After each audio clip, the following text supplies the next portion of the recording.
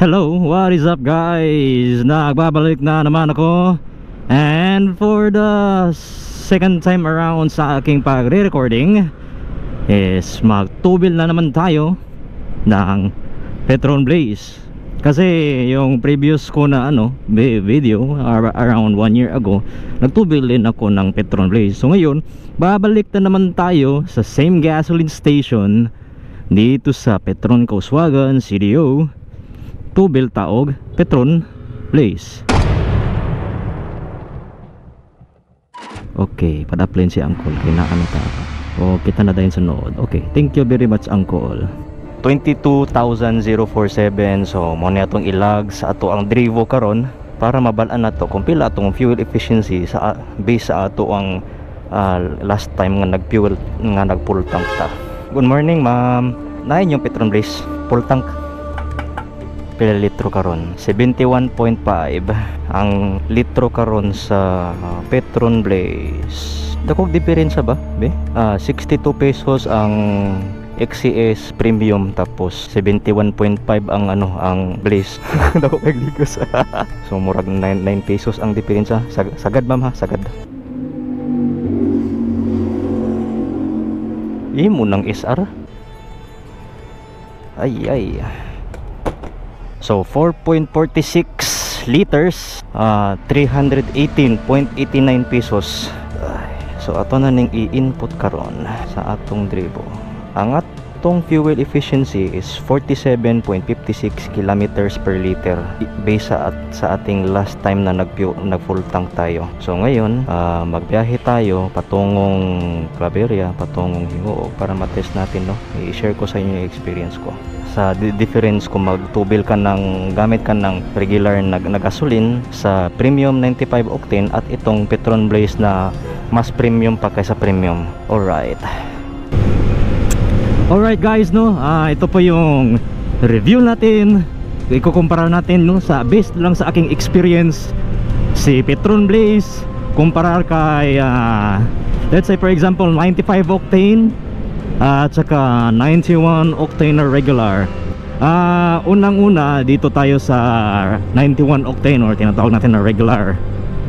Ang regular octane para sa akin lang is maganda siya kung sa city driving lang kayo, yung palagi kayong stop and go, ganyan dahil madali lang siyang masunog, no, under low load, low RPM.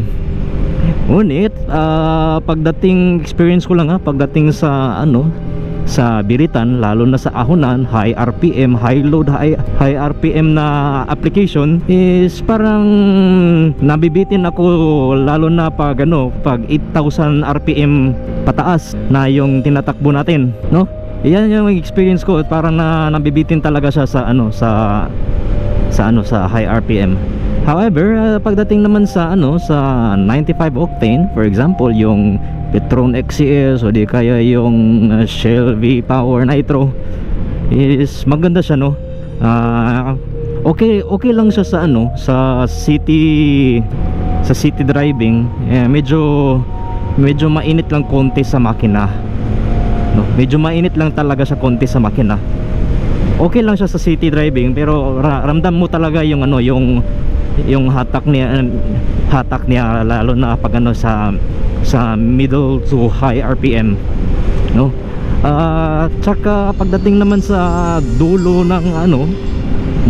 ng tachometer natin, yung sa 9,000 to 11,000, may ibibigay pa naman siya.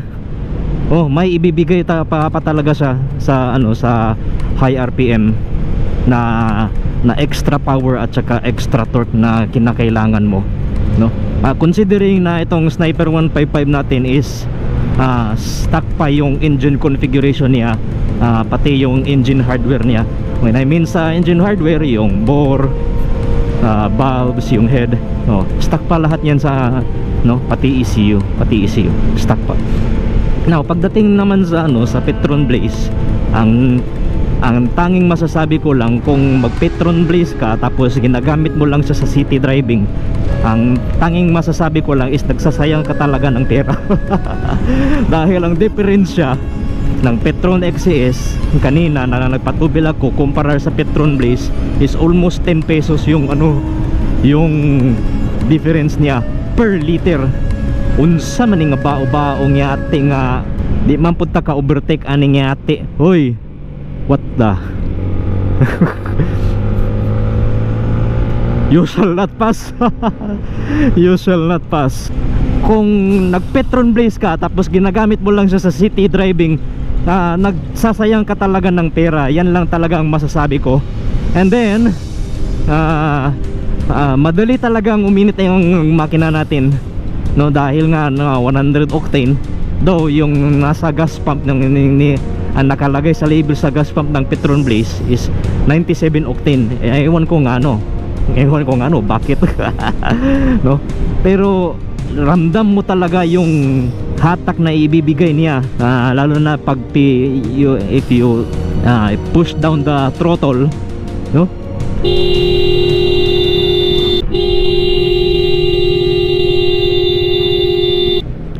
Packing bao-bao. Packing bao-bao. Anyways, ramdam mo talaga yung torque na ibibigay niya, no, pag ipipiga mo talaga yung throttle mo.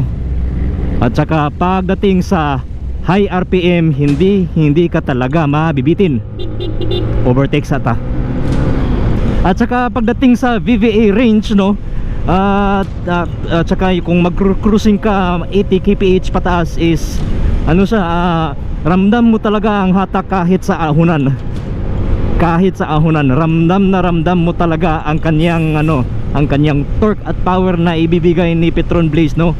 Kahit sa stock engine configuration at saka stock engine mapping, no. Sniper 155 natin is unique, stock pa yung ECU natin, no. Hindi pa ginalaw yung engine mapping, yung fuel map, ignition map. May ibibigay talaga siya. So yan lang talaga ang masasabi ko, no. Basta wag talaga kayong mag Petron Blaze kung nag city driving lang kayo. Mag Petron Blaze lang kayo kung nagbabiyahe kayo ng long ride at saka nagbabiyahe kayo sa ahunan, sa Claveria, sa 955, no, or sa Marilake, depende sa kung anong trip niyo. Ramdam nyo talaga. This is my sequential segunda review ng Petron Blaze. So ngayon, let's enjoy the view dahil andito na tayo sa wallop portion ng 955. And enjoy the view, enjoy the bangkingan portion dito. And this is it, Pansit.